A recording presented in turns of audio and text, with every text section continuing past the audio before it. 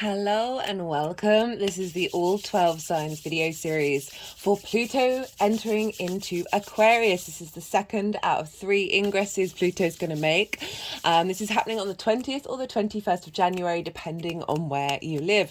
I will be reading for Taurus in this video. Hello, Taurus. My name's Chloe. I work with card divination, astrology. I channel energies through my body. I've been doing physical light language. As you can see, my hands are moving around right now for nearly 3 years, and recently I've had the vocal side of the light language be activated. Happened just before the Sagittarius new moon.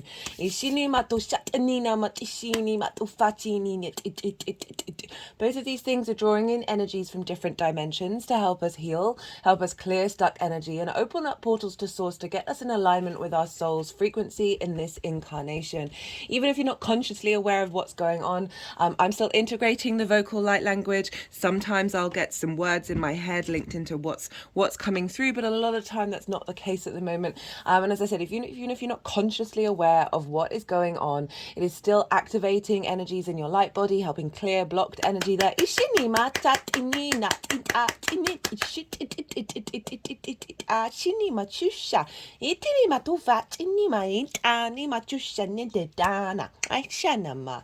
Right, for those of you who know your time of birth, I really recommend checking out the sign that falls in the first house in your natal chart. This is called your rising sign, where your ascendant is. All the signs will be as if, I'll talk about the astrology as if they're in the first house. This does not invalidate you looking at any other part of your chart, perhaps where your Pluto is, because Pluto is being activated.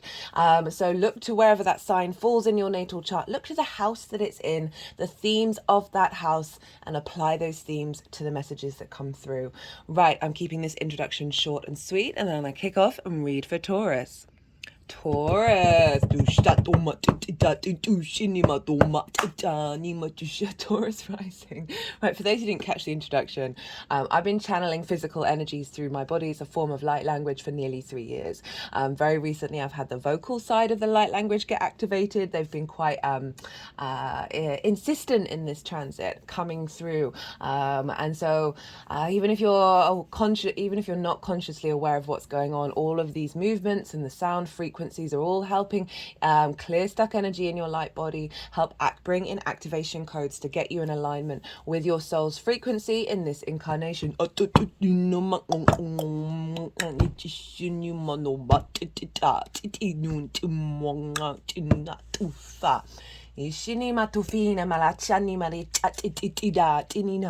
not surprised they're coming through almost immediately for you, Taurus, because Pluto is squaring your energy with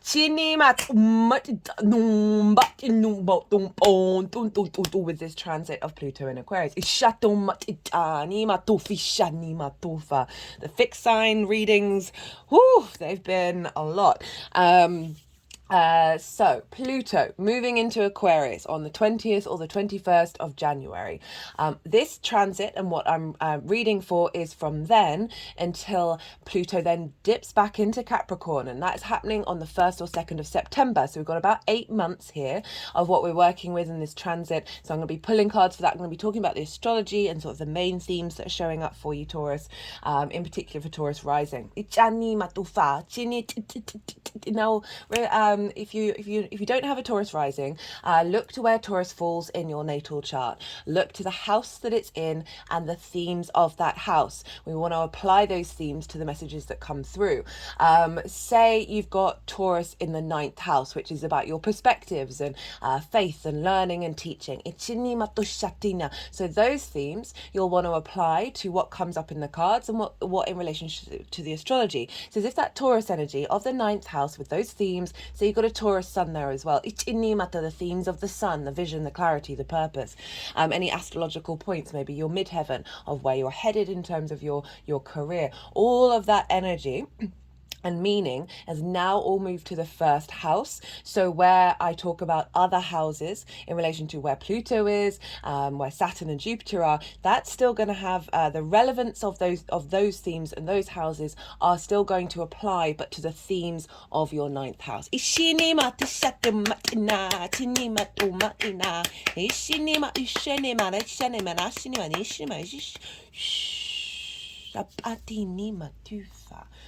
Right, so regardless of whether Taurus is your rising sign or not, Taurus and Aquarius square one another, right? So fellow fixed signs, but different elements, different modalities.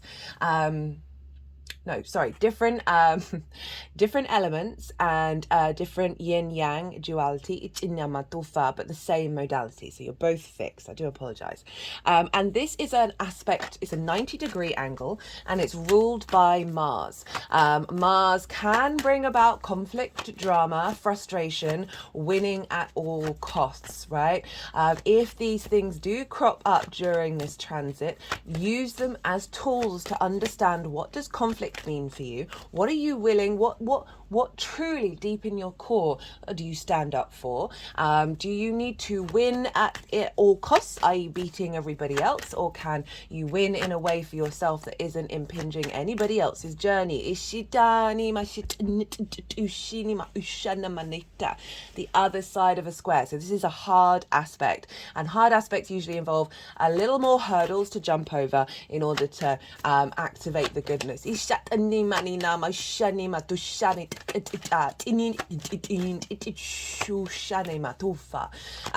other side of the square is friction, right? Mars represents motivation, drive, action, movement. And so friction, if without friction, we wouldn't have atoms bumping up against one another, creating linear time and space in this 3D dimension, which we're very consciously aware of. So this is where the manifestation energy comes in, like you're forging things in the fire, you are building with a square.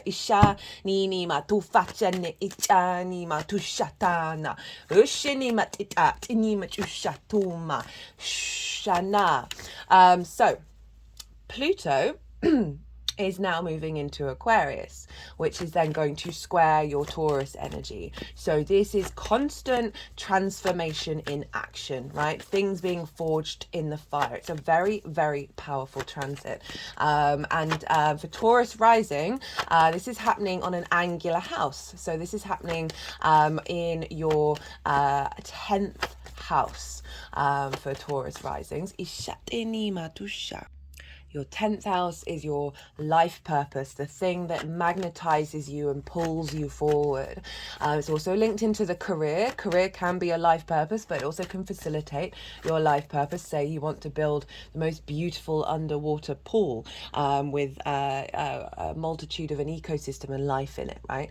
But you kind of need money to do that. And so the career can help facilitate that. This is also visibility. This is the highest point in your chart. This is the peak of your chart, and this is allowing space for the vision of how you are seen from the outside world. It's your big reputation. It's how the outside world sees you. It is the most visible part of your chart because it's the peak of where the sun was on your natal birthday. So if you think about the themes of the peak of the sun, of purpose, of will, of vision, of visibility, of animation. A great card to come out first. Right, so this is all happening in the 10th house. As that card came out, I just feel like I'm going to mention what's going on with the tarot, right? So I'm reading differently to how I normally would do, and I'm pulling cards for 8 piles. 8 piles, there's going to be 2 rows, 4 columns, and they're going to represent different themes that we want to come back to, because this is about an 8-month transit, and Pluto can be very strange in its energy. It can be very big and very magnetic and very intense, drama, one side of it, or it can be very small and very subtle and hidden behind the scenes where you might not even be able to notice it, and so therefore may forget that that's what's going on with Pluto, and then may lose yourself a little bit. Pluto can be a can be a difficult transit. It both brings positive and negative. It is neutral, so it is not really that bothered by the method in which it goes. It's in balance with creation and destruction. And we can get very discombobulated with that energy because we can get quite fixed.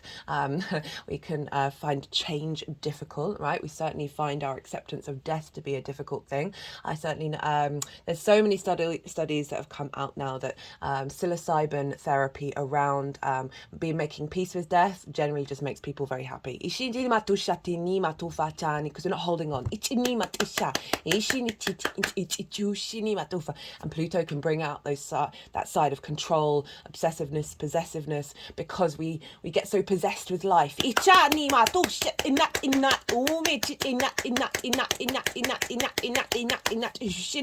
And we are constantly in a state of decay and growth. Right, what was I saying? So I wanted to bring in some main themes that we can then pull back to, right, and recenter ourselves with. You know, if you've got a tarot deck, you might want to have some of these cards up with you just to sort of recalibrate back to the long-term mission. So the energies will be moving the cards around at the end of the reading, and then putting them into the 8 piles. I've written in the description box all the dates, all the degrees, all the sort of the major transits that are going to be affecting Pluto until now in September, as well as what each of the 8 piles mean. I picked 8 because we're in a year of the 8. And the first row is linked into Capricorn, what was composted and what has been transformed. The second row is what is the challenge, what is the quest that we're striving on with this transit, and then what is the wisdom that we glean that we can then help us tap into what that quest is all about. Third row is what are we releasing in this transit in the sign of Aquarius, and what is the power. Now that power can be what comes from what's been released, as well as what power can we connect to in order to work with that release energy. The final row is what is the apex? What is the pinnacle of this transit? And finally, the gift. What gift are we engaging in with this Pluto in Aquarius?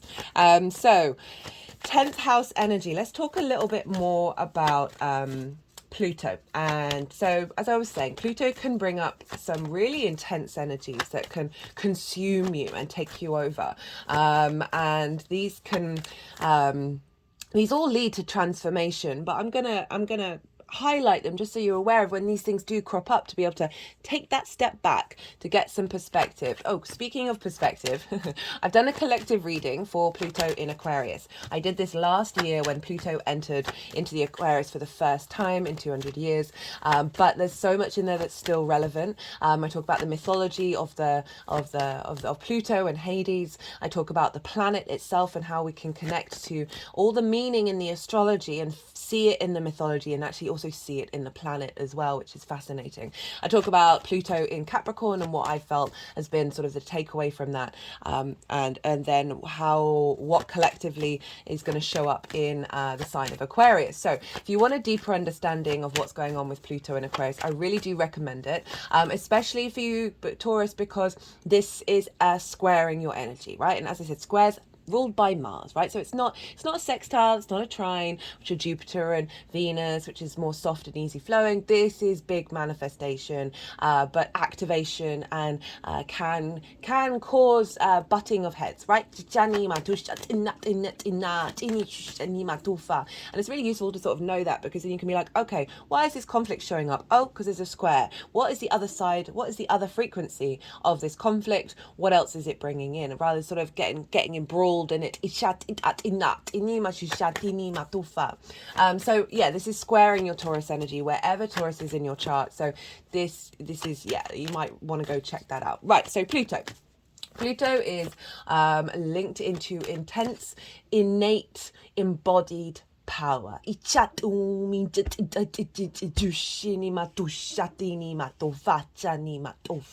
very magnetic. It's the ability to, through that embodiment of that innate power, your energy frequency gets enlivened.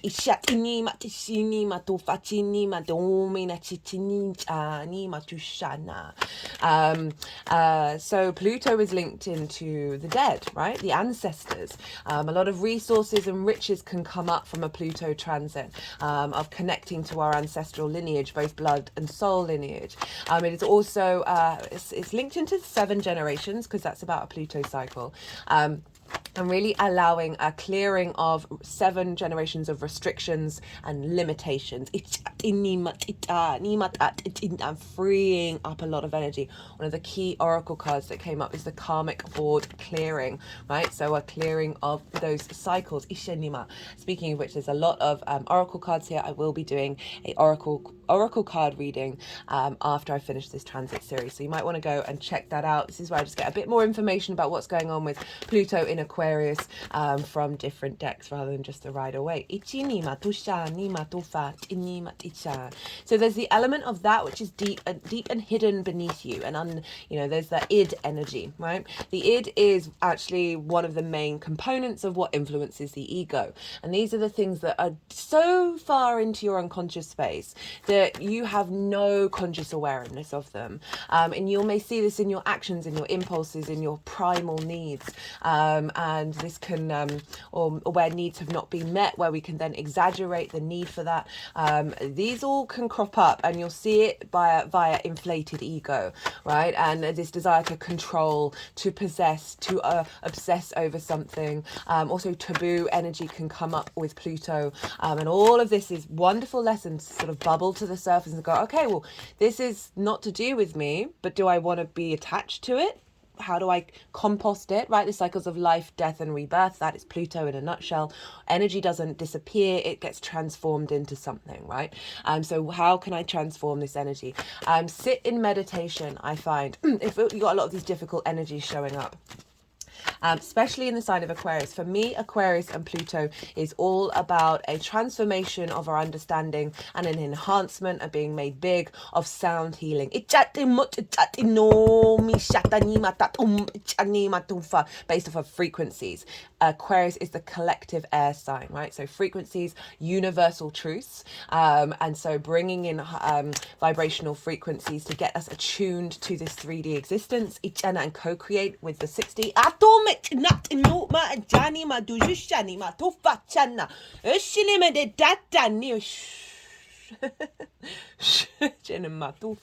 They've been both for this one and the Capricorn new moon, because that was conjunct Pluto. The energy's been quite I need to find a right word, because authoritarian isn't the right word, and forceful isn't the right word, domineering isn't the right word, but like a lesser version of all of those things. Very forthright.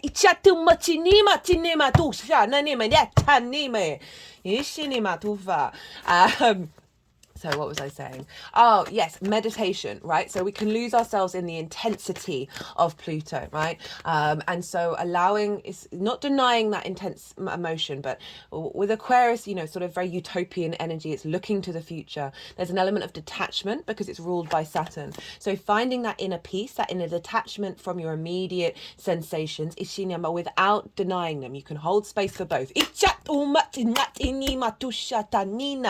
And do so maybe listening to some binaural beats, sound gongs. I love Tibetan bowls, they really get me. In the state of meditation, I really recommend, because sacred geometry is also a big one for Pluto moving into Aquarius. Plato had Pluto in Aquarius, and he obviously was a huge philosopher, and he broke down the Platonic solids, which was sort of a basic form of geometry. While some of my decks I've got the flower of life, so getting some sacred geometry imagery, just dotting it around the house, using it as a meditation tool, can be really good to sort of tap into those high vibrational frequencies of the Aquarian energy, right? The star energy, the galactic energy, in order to help facilitate what's been going on, how that's being transformed.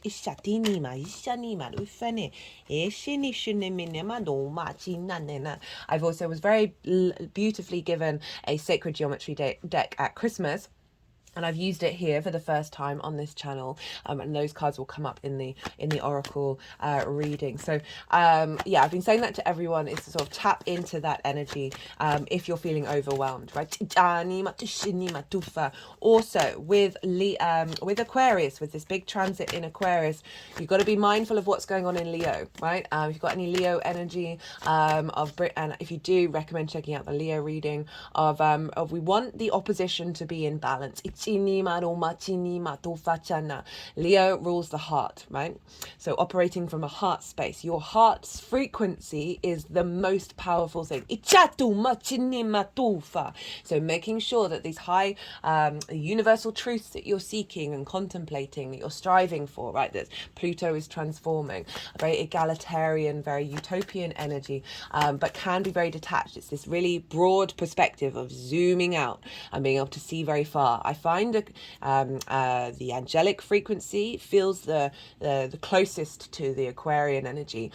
It can be quite cool and a little emotionless, because it's sort of saying, well, you know, consider this, and in the long term, are you really going to care, right? Rather than tapping into the emotional response mechanism.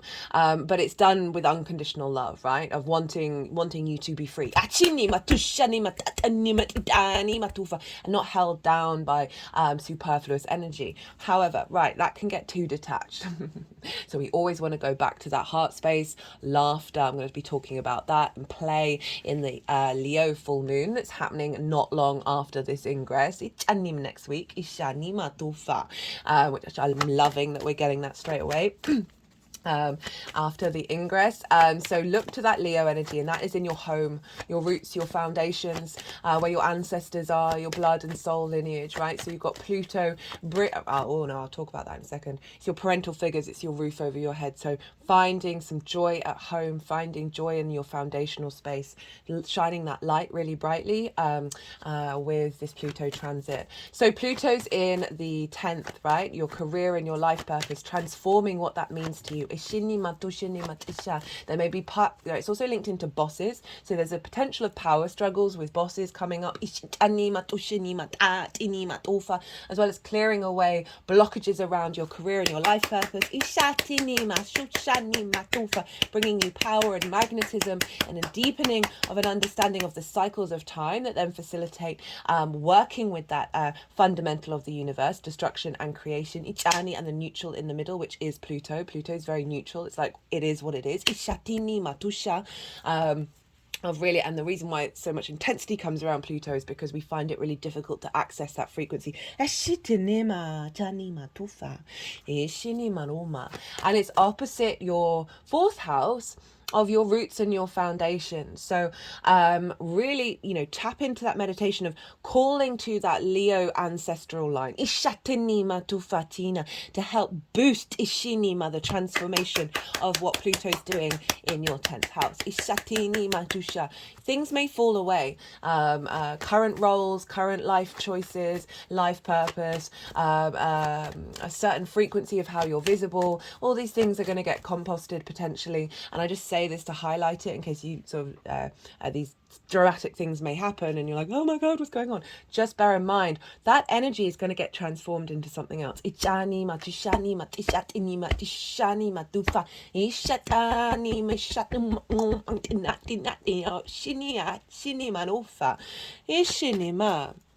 Right, so Pluto in the 10th.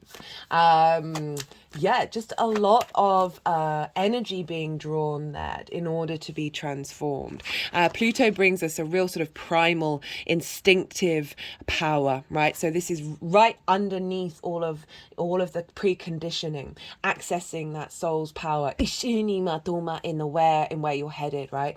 Lots more frequencies can come through that are going to help you bring visibility and clarity clarity, perhaps to where we're all headed by the actions that you're taking on a personal level. It is a collective sign that you have in your 10th house. You're just going to be on an evolutionary journey, right? It all is not going to be what it was. I mean, it is a 20-year cycle. So this is generally, you know, things don't stay the same for that amount of time. But it's going to help you transform what control means to you, right? So much of the 10th house, we can obsess over it. We can, our careers especially, and try and control every situation. And we really want to just surrender a little bit and be soft in our emotions and open up the possibilities to the universe and Pluto to transform and bring in other possibilities you may never have thought of. Now, fixed energy. Taurus, you're fixed too, as is Aquarius. This stubborn, right? Wonderful energy is really able to keep the momentum going when something has been initiated, but can be quite stubborn in its opinions and its ideas. I call you to try and not do that. Rigidity is what Pluto breaks down. As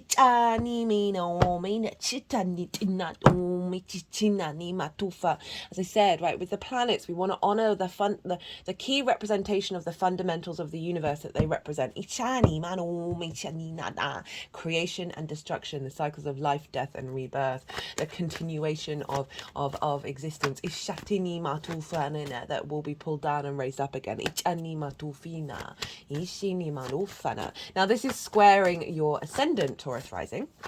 And this is how you your first house is your embodiment of your sun or your moon in your actions and your deeds, depending on if you've got a day or a night chart, right? So your ascendant is the navigator. The captain is either the sun or the moon, and so the navigator's got the information of where they're going, but they're going to do the traveling through the cosmic waters through their own lens. So this is your Taurian energy, right?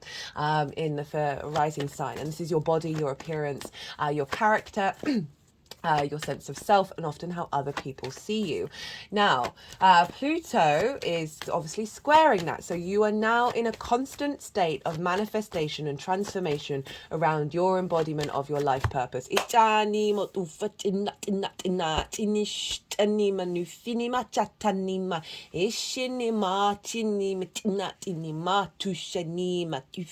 And therefore how people see you through your actions.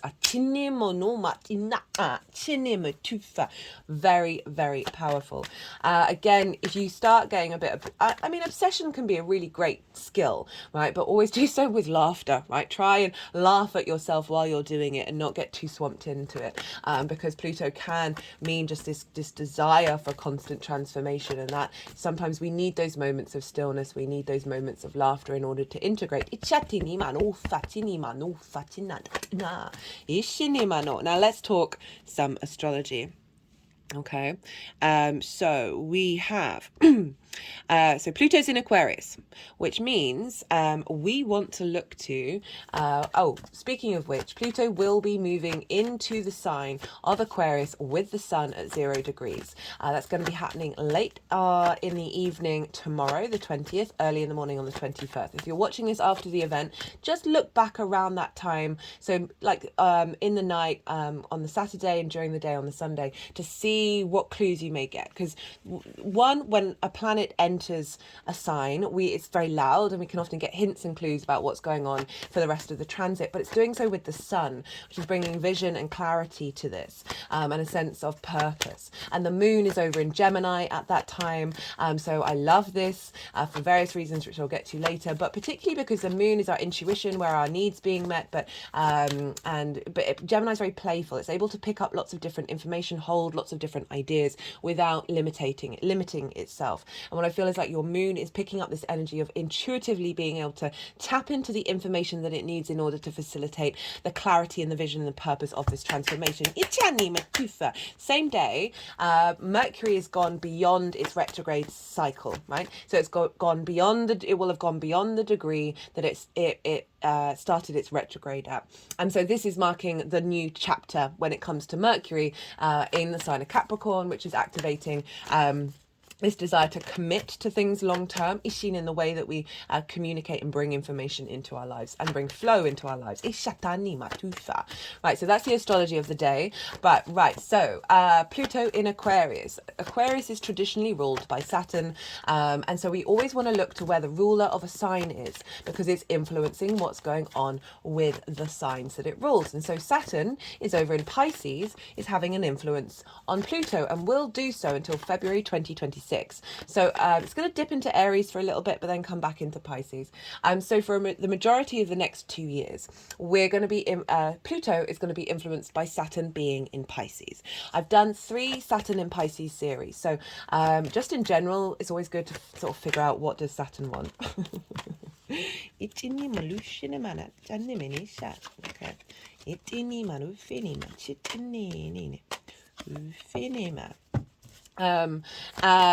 Because Saturn can be a difficult planet. It's called the Greater Malefic. It's also got lots of wonderful wisdom. I love Saturn, but it can be difficult. So I've done 3 series. I still recommend the first one. In the introductions, I talk about Saturn in Pisces, Saturn with Neptune, Saturn in relationship to Jupiter, and also I break down the themes of Saturn being in your 11th house in way more detail in that first reading. The second series was about the retrograde. The third is now still live. It's about Saturn being direct, which will be until the end of June. So Saturn, right, can bring about restrictions, limitations, isolations, bringing in authority, in to question your authority, all of it stress testing foundations in order to knock down those that won't last the test of time. And all of these things, it's doing so in order to help you step into your integrity, your commitment, and your legacy. And often this is helping activate us, put in the hard work, put in the effort. Be mindful of cause and effect, right? Cause and effect is the key for Saturn, right? And that's where the integrity comes in. Be mindful of your actions. Be aware that your actions have an effect, right? And how that there's a chain of events. There's a maturity to Saturn. So Saturn is over in the sign of Pisces, and Pisces is in your 11th house of hopes and dreams, friends, groups and alliances, and reaping the benefits from your 10th house. So Saturn is influencing Pluto and saying, hey, the hopes and dreams that I have, that I'm bringing more mature hopes and dreams and committing to them. I want that to influence what's going on with you, buddy. So this transformation of your life purpose or / your career is in alignment with these deepening and mature legacy orientated hopes and dreams. Friends, groups and alliances, wanting to bring in groups and alliances and friends to help facilitate your combined life purposes. And activating higher level frequencies to facilitate the transformation. Reaping the benefits from your 10th house, Saturn wanting you to receive some more authority and around what it is that you do, and therefore gleaning more benefits from the transformation. Now, Pisces traditionally ruled by Jupiter. So this is why the Saturn transit in Pisces and also the Saturn influence on Pluto is very different to what we saw over 6 years of Saturn being in Capricorn and Aquarius, 2 signs that it rules, so it's beholden by no one. Now we've got Jupiter, the greater benefic, right? So Saturn's the greater malefic, Jupiter's the greater benefic. Jupiter's more of a hugger and a yes person. Saturn's kind of standing sternly in the corner, making sure you do your chores. These are very basic outlines, but I want to try and give some sort of understanding of the qualities, right? Saturn can be very serious. I love Saturn. I think Saturn likes having hugs too. And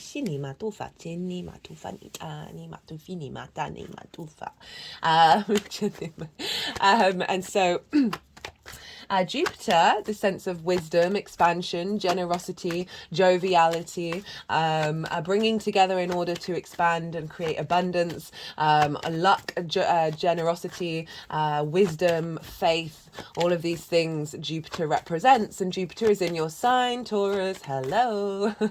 So Jupiter is influencing Saturn and therefore influencing Pluto. And you have Jupiter expanding your wisdom and your sense of self, and how you are received by others with a sense of generosity and joviality, bringing together of all the pieces of who you are in order to expand and elevate. I have done a Jupiter in Taurus transit series. It was right at the beginning, but the themes might still be relevant if you want to go check that out, especially for Taurus risings or Taurus suns, moons, whatever you got in Taurus. That Jupiter is therefore influencing your embodiment of self, right? And the wisdom that you're finding through going about your day to day is then feeding into how you move through the world, your sense of self getting empowered, which means you're activating a higher level of hoping and dreaming. Saturn's bringing in the maturity and the commitment behind it, and then that's feeding into your life purpose and your career. And also with Jupiter squaring Pluto at the moment, again bringing in that manifestation energy of the wisdom and the expansion to be creating with the transformation and the power and the magnetism. So definitely something around your visibility of who you are and how you're seen. Now, Taurus, ruled by Venus, as I'm sure you know. So Venus is going to be governing Jupiter and therefore governing Saturn and therefore governing Pluto until the end of May. And so she's moving from Sagittarius to Taurus. She enters Gemini just before Jupiter does. So those signs and therefore those houses every 4 weeks or so are going to get activated. The themes of those houses are going to get activated in relation to what's going on with Pluto. And what I love about this is a very similar combination of energy that was around with the Capricorn new moon that we've just had. That was conjunct, the sun and the moon were conjunct Pluto. Mars was in Capricorn and they were in a Saturn ruled sign. So the two malefics, Mars and Saturn, with the sun and moon conjunct Pluto, could have been a wild, intense, crazy, controlling, ego fluffed up energy. That's certainly not what I witnessed or what I've witnessed in the people that I've interacted with since then, because Saturn was in Pisces, ruled by Jupiter. Jupiter was in Taurus, ruled by Venus. Where was Venus during that moon? Well, she was in Sagittarius, so in a fellow Jupiterian sign. So this is what's called mutual reception, where the two benefics, right, so with the energy transfer, Venus and Jupiter were feedback loop with each other, and being like the top trump in terms of the influence of what was going on with that new moon. And it felt so supportive, it felt so nourishing, but the wisdom and the lightness of Venus came in, right? So the wisdom of Jupiter and the flow and the ease, the love of Venus, of really being able to commit in a way that felt good, right? Rather than being like, oh dear, what's going on here? So we've got this very similar energy during the big manifestation and time of a Jupiter square Pluto up until the end of May, where Jupiter and Venus are playing around with their influence over Saturn and therefore Pluto. Then Jupiter is going to move into Gemini, and this is going to now trine Pluto. So we've moved from the square, which is bringing about things into manifestation, putting in the hard work, seeing things shift and evolve and change and grow, and then we've got the trine, which is where through the experience of Mars and the square, Jupiter's now bringing in its own energy to Pluto of elevation, wisdom, bringing together of energy in order to expand, a sense of abundance, generosity, joviality, luck and opportunities can come up with this trine. And this is now Jupiter's moving into your second house of your resources, how you, the tools and the skills that you have in order to manifest and make a regular income, the things that you value, and most importantly, how do you value yourself? So Jupiter's going to be moving into Gemini, and this will be part of Pluto's journey until next year, but this is, covering up to September. So Mercury's now taking over, and what I really like about this combination is after the square with Venus, so Venus is smoothing out that square, Jupiter in that trine, Mercury's helping us collect information in order to bring about wisdom, to bring about transformation.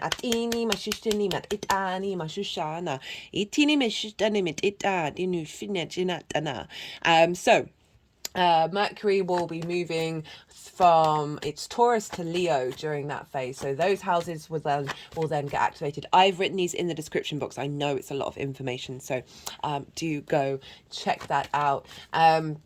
And so, yeah, we've got this trine energy of bringing wisdom and elevation to your understanding of your skills and your tools that are then going to serve the transformational energy of where are you headed and what you're doing, what is your visibility, the sense of internalizing a deep connection to your own value that is then activating a stronger connection to your life, soul's life purpose.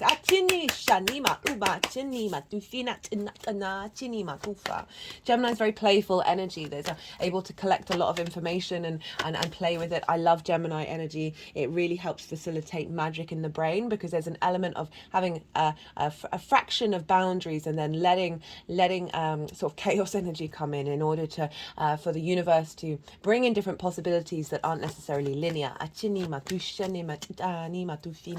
So you know, Mercury, he's a neutral planet, is influencing this trine between Jupiter and Pluto. And so obviously after an embodiment of self, the confidence of self with Jupiter moving through the first, you're then going to be activating some confidence in the second house as well.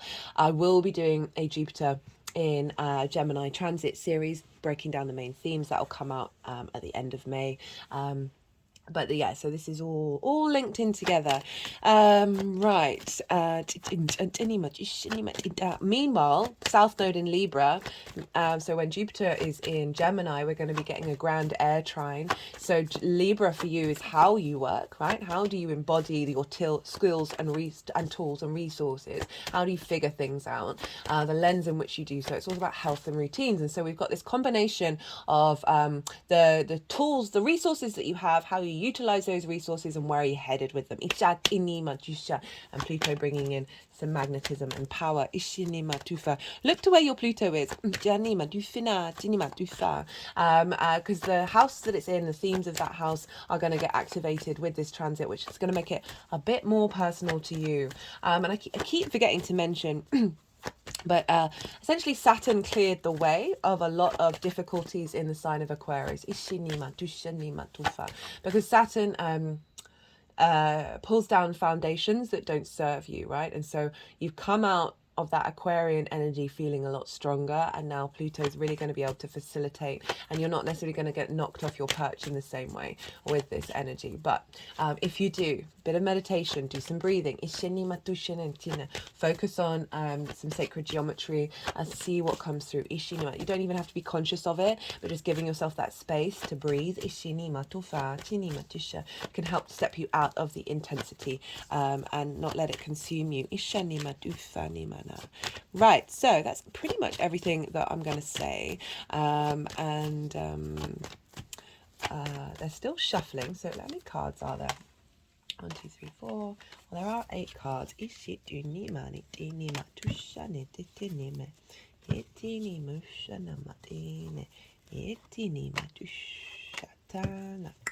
I was wondering when the King of Swords was going to come out. That's come out in every reading. Wow.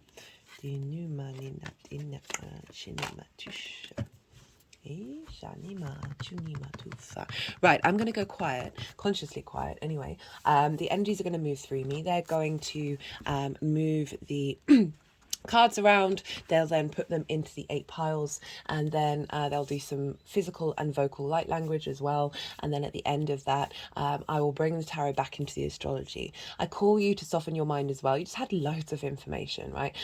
Don't try and overload, don't try and overthink it.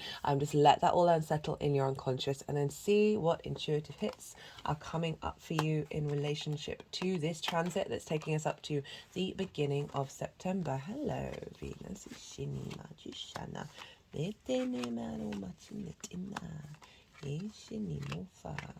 The Emperor and the Empress. Well, goodness me. In collaboration. Nice unity within yourself.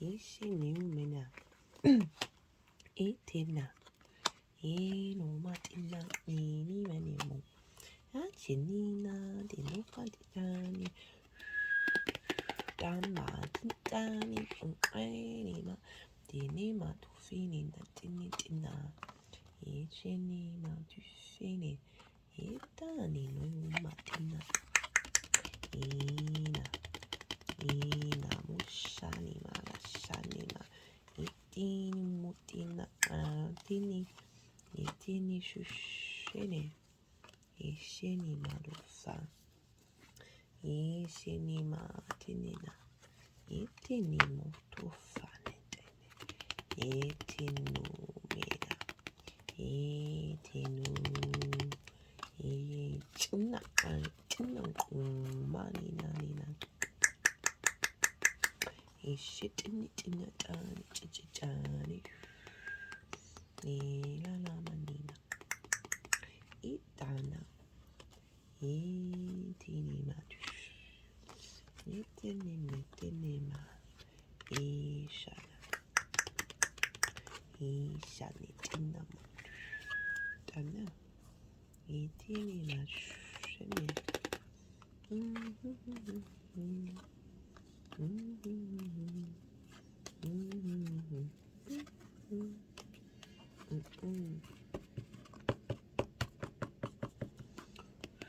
담마디니마 찐나 찐니마 지샤니마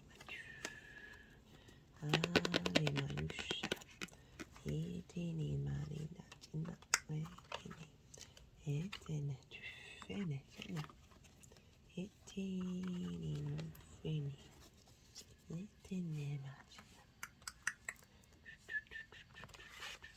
나마니나 에티니마 이티니마 슈네마 이티네 이시니마 슈샤나 이티니미네 이티니마 티티니 이시누 이티니미 샤나마타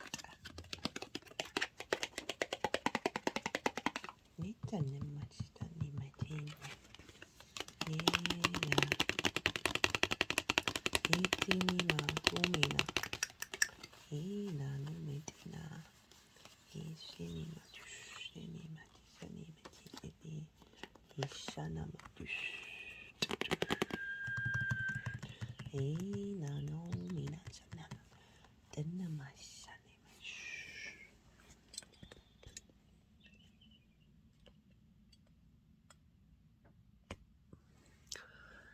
이타니마 두파티니니니 다이시니마 두샤티나 티니유시니마 노마티나 두샤니마 이체니메 치누모토마 도마 다니나 노페티나 도마티나 시니노마티나티나 이타니마 두피니마 샤니모 도마 샤네마티니 아샤나 시니누 이시니메누파 Well, Taurus, let's kick off. So this first row, this is about Capricorn. What have we learned from that Capricorn cycle of Pluto being there? It's going to dip back in for about 2 months from September to the end of November. So we're going to have another little boost of the message that's come through. So this is just from the last transit, and this is the first card is what is being composted, right? So what energy has been put into the compost in order to be transformed into a rich earth of fertility. We got the 5 of Pentacles, and so Capricorn for you is in your 9th house, right? Trining your Taurus energy, and the 9th house is about perspectives, right? It is your morals, your ethics, your philosophies, your connections to matrices that are bigger than you, that you are a part of, be that book, religion, source, or science. I mean, they're all kind of, they're not all one and the same thing, but they also all are. It's about learning and teaching, right? But overall perspectives. And I love that this is shown up of this is what's being composted. This fear of not being supported, of being isolated from the matrix, right? Of not having the resources that you need in order to thrive and survive. So a scarcity mindset, a scarcity perspective. There's an element of victim mentality with the Five of Pentacles, and I say that really mindfully, because obviously situations can happen that then recreate that energy. So in the ninth house, it is just feeling like not connected to things, not being able to be supported, and feeling that your understanding of who you are in the world is that of that, right? And that can be in various different levels of not being in a state of thriving. And what it's been transformed into is the King of Cups, which is, love that it's a king. The kings have been coming out in force in these readings, which I'm not surprised with Pluto. That King of Swords has come up for every reading, and it's quite hilarious. So the King of Cups, right? So kings are able to take action with confidence, with their own inner sovereignty and authority, and there's a real sense of strength, of maturity coming in here, right? The King of Cups is sitting on an ocean on a stone throne, right? There's usually lots of waves going on in the background, representing an unstable environment, but your inner calm, your inner maturity, your inner depth. You're not phased, you're not flustered. So if we tap it into this of being like situations that would have previously taken you back into that headspace, you're now rising above it. There's a level of emotional maturity. There's also a deep activation of your intuition when it comes to understanding how the matrices work,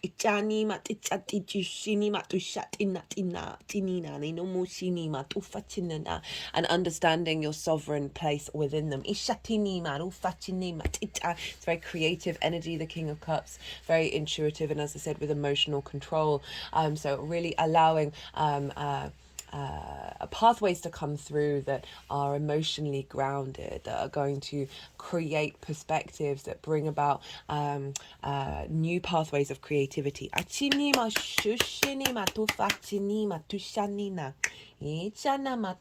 what is the quest? What is the challenge? What are we What are we working for? What is the point of this transit? We've got the Empress with the Three of Pentacles and the Emperor. I couldn't be more happy for you. I couldn't be happier for you, Taurus. This is Venus, this is Aries. This is, I think, Mars in Capricorn, Ichanima, where it is right now. And this, in the 10th house of your life purpose, your career, is divine union of the masculine and feminine energies within you, right?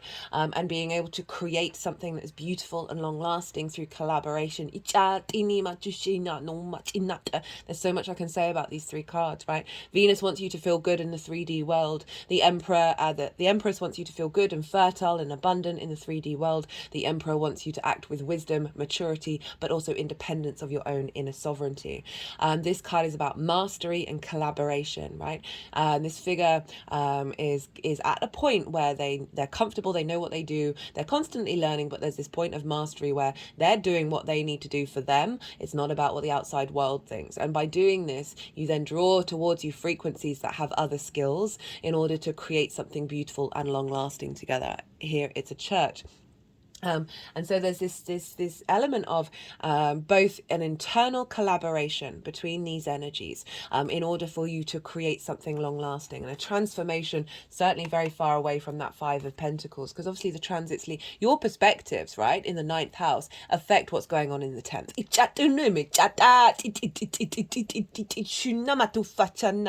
The other side of this is bringing towards you people to help facilitate your career, your life purpose, being in union. This could be a business partner. Or being, if you think about Saturn, with friends, groups and alliances, of being in an alliance or in a group where you're all working together and you're all bringing this sense of creation and wisdom.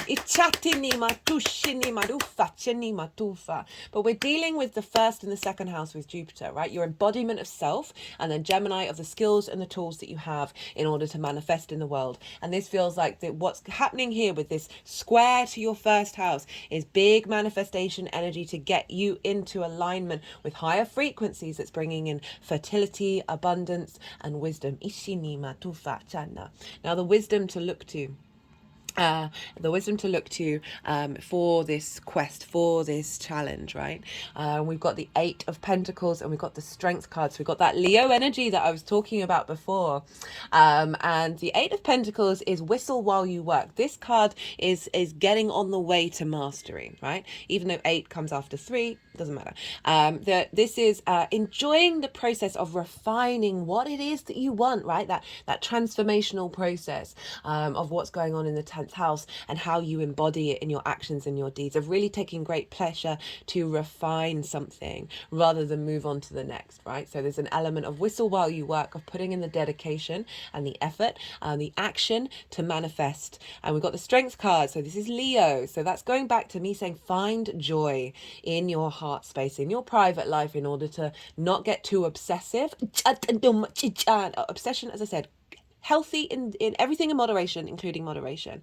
And the Strength card, this is again, there's a pause. These are both kind of pause cards. They're saying patience. Remember that this is a process. It's going to then be a 20-year process, but this part of the cycle, it still take months. So don't overanalyze, don't freak out, just do you, right? Embody yourself and see what instinctively you're drawn to do.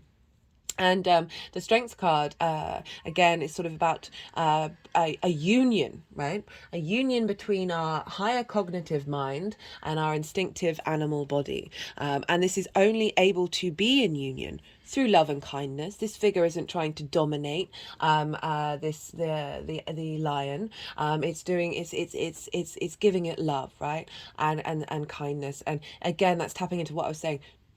Pluto in the 10th could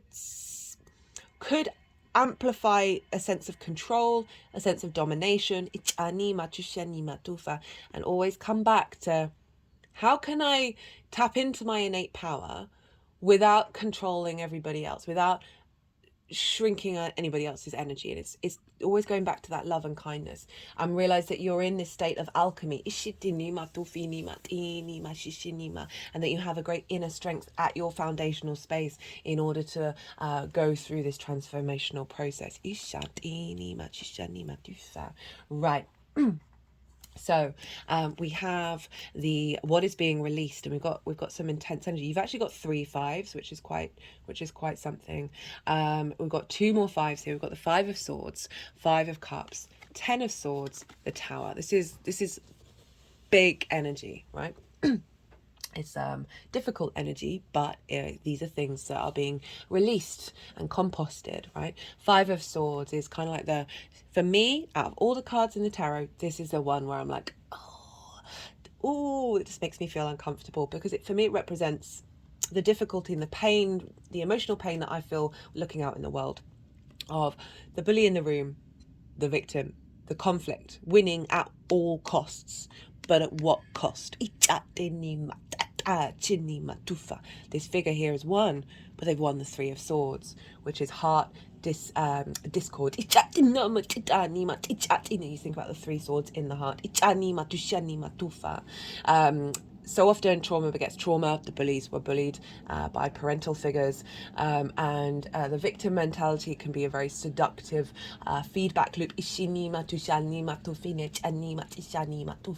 there may be an element of conflict, maybe ideas that you've had constant conflicting ideas about what it is that you want to do, what do you want from your career, and this is being released. So there's going to be more clarity coming in, as well as perhaps conflict in the workplace, right? Conflict with hierarchical structures, because it's linked into bosses, the 10th house.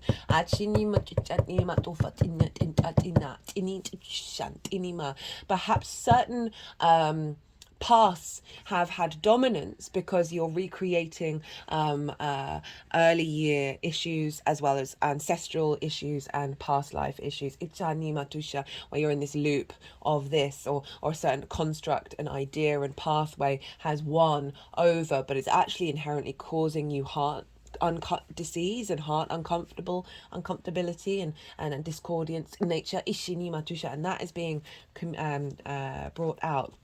We've got it with the 5 of Cups.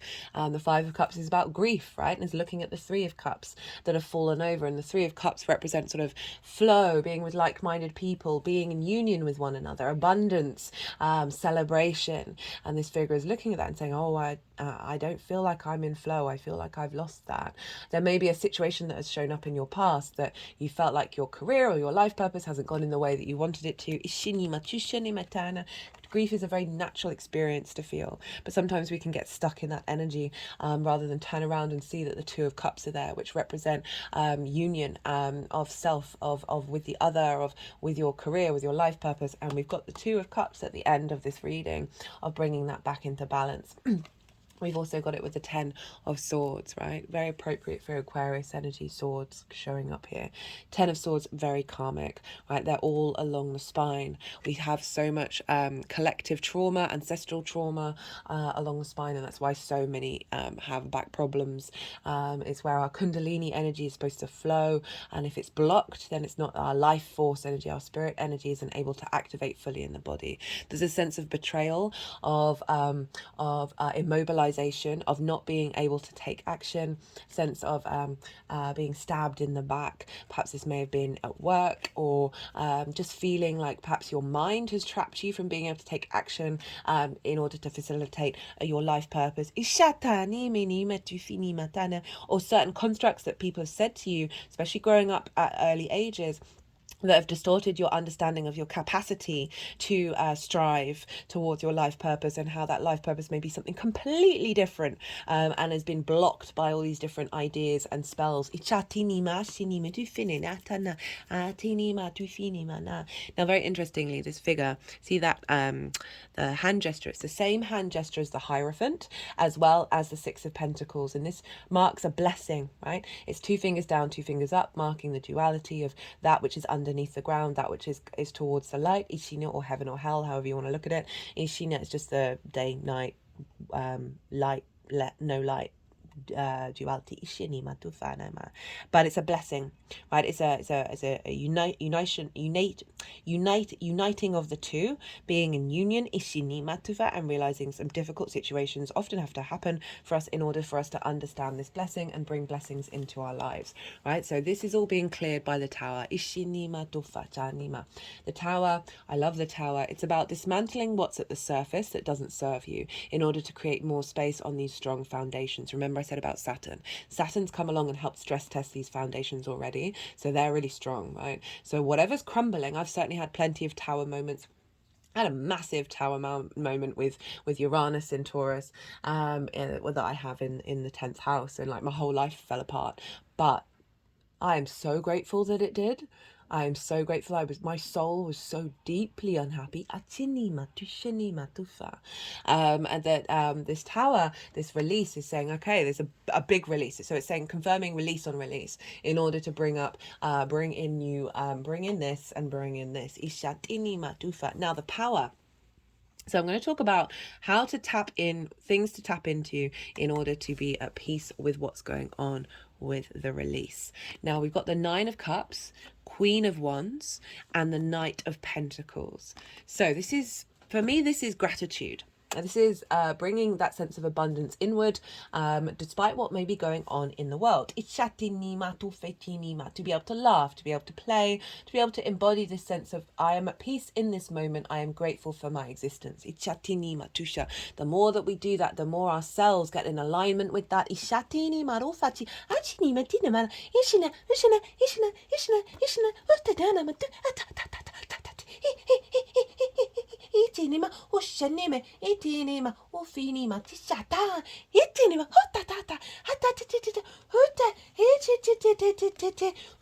And that's despite what's going on, right? It's because of what's going on. We want that peace and we want that laughter. We've got the Queen of Wands. Queens nourish, nurture. Sorry, the cells of the body are obviously quite excited.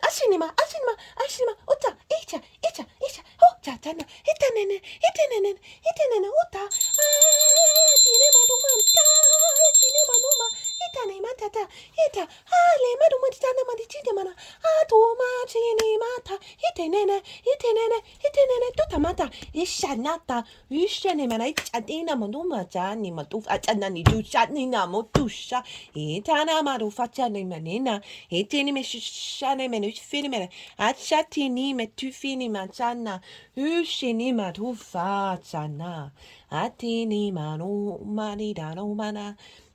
Right, Queen of Wands. Queens nourish. They bring depth.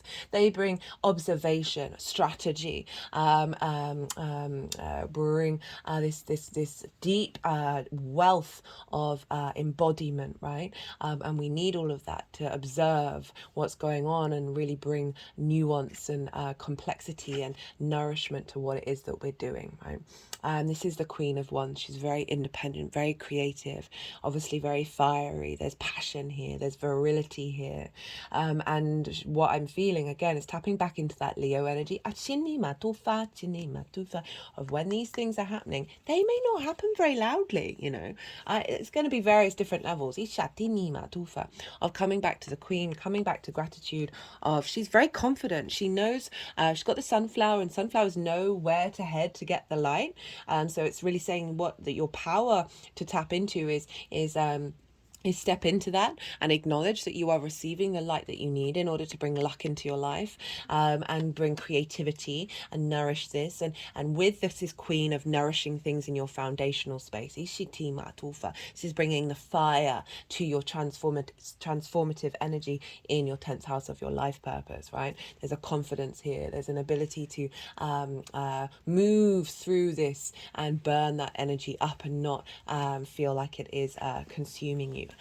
Crowned by the Knight of Pentacles. So this is, again, acknowledging the slowness of this process, right? This is the biggest horse. It's the biggest, slowest horse. And this is kind of like, just allow yourself patience. You're going to get where you need to get to. This horse is not running out of energy. The Knight of Wands, like that horse is going to be like panting very quickly and be burnt out. This horse is just like, I'm going at my own pace. We're going to get there. You're going to be cool. Don't worry about it. Enjoy this physical world while we move through it. Both the horse and the knight have oak leaves in their hair. And this represents wisdom and strength, right? So you might want to work with the oak, of just acknowledging that, being mindful, taking your time, feeling in your body, right? Taurus energy, your physical senses, and just allow that grounded energy to facilitate your ability to move through this. The other side of this is the power that's coming through with that release of potential wish fulfillment, feeling good internally about your life purpose, having the cultivation and the manifestation to bring depth and nuance and cultivate that fire, cultivate that spark of your life purpose, and be in observation and bring more maturity and depth to it, as well as being able to take the action, continual action, without getting floundered, without getting knocked off your perch. This figure is not getting knocked off the horse, to be able to take those steps in order to activate this new frequency. Right, so we have for the apex, we got the King of Swords and the Ace of Wands. King of Swords, again, kings, they are able to take the action that they can because of the nourishment and the depth of the queens. Without that observation, that strategy, that deepening of the situation and understanding, the kings can't make informed, autonomous, sovereign decisions, right? King of Swords, clarity of truth, vision, divine inspiration, very independent, very confident, able to take action based on this new vision of where you're headed and what you're doing, and also the apex of you being seen as the King of Swords, right? That confidence, the clarity of someone you can trust, right? That is respected, that people can come to for counsel. There are butterflies on the throne, which represent transformation. Ishitima from the caterpillar to the butterfly, and the movement from the earth to the air. Chichani matufi tani matufa, of bringing in higher vibrational frequencies in your understanding of your visibility, of your reputation, ichanima, and how that's affecting your life purpose. With the Ace of Wands, so we've got the Queen of Wands, and then we've got the Ace of Wands of bringing in virility, bringing in a sense of creativity. That's the peak of this. So this is giving you the motivation and the power to take action around these things, to implement them, and not feel burnt out by it, feel full of life, full of creativity, and drive, and transformation and momentum. What is the gift? Well, we've got the Six of Wands, the Two of Cups. This is recognition, which is perfect for the 10th house. This figure has got the victory wreath. They've gone and done a thing that is serving the community, and they're now being celebrated. They're about to have a feast, drink some wine, and all of that. But overall, the gift is recognition and validation for who you are and what you bring to the world. And that can just be internally, right? Because we've got Jupiter being in the second of how do you value yourself. If you value yourself this way, you don't necessarily need it from the outside world. You're able to move through this world without being impacted in that way. But also, because we're dealing with the 10th, I do see that as more recognition of what it is that you're bringing to the table, as well as the Two of Cups. Two of Cups is about union. It is about equality, respect, honor, right? They are eye to eye. They are equal. There's a combined, we've got the masculine, feminine spirit together. Again, that's sort of mirroring that these cards of the Empress, Three of Pentacles, and the Emperor, of this collaboration through equality. So there's what for the gift for this is you feeling in balance when it comes to your career and your life purpose and your reputation, feeling respected, feeling honored, feeling honor around about what it is that you're creating, having deep emotional connection. This may be somebody coming into your life that's helping facilitate this or is a part of it. This may be a union, right? Life purpose can be marriage, can be all sorts of different things of that sort of union with another. But the gift is making sure that you feel like that internally, and then you're drawing towards you frequencies that will match that. Right, let's get a couple of qualifiers for you. And really with the square to your first house, and then Jupiter there, Uranus is there, you really knowing yourself, and how to walk through the world, and the sort of the light radiating out of you, and in terms of visibility. Just as I said, light, source, love and light. As I said, with Aquarius being there, you're able to tap into got vibrations, positive action, tap into high, just was about to say, high frequencies, high vibrational energy, galactic energy, that are bringing more love and light into the world. But the love part is, we need to be in union with the light and the dark. Just cut the deck and got intuition. So that's going with the King of Cups. So that Pluto transit in Capricorn of activating strong, grounded, deep intuition about the long-term plans. We've got self-discipline show up. So activating the ability to tap into to tap into the hard work. You've got work cards here, and hard work doesn't have to be difficult. It's your perspective on it, right? And finding the discipline to take actions is a wonderful thing. Doesn't mean don't have fun, not at all, but I think we could all do, we're all addicted to our phones. We have very little discipline, right? We're constantly like, oh, my phone is beeping, and not being able to not then go and look at it, right? So it's those kind of things of like, no, I'm doing this thing. It's fixed energy, right? So really useful. Spiritual partnership. I feel like that is you with your life purpose. Being in alignment. This also can be bringing people into your life that you're co-creating with each other. Of the direction of where you're headed in terms of your life purpose. One more card for my lovely Lovely, Taurus. Love. Jatini matufa. Itini matufa. So really highlighting, right? Love and self-discipline and combined is a wonderful thing. Right, I'm going to leave it at that, Taurus. I hope you enjoyed this video. If you did, don't forget to hit that like button. Be good to yourselves, Taurus. Be good to those around you. And most importantly, be well until we meet again.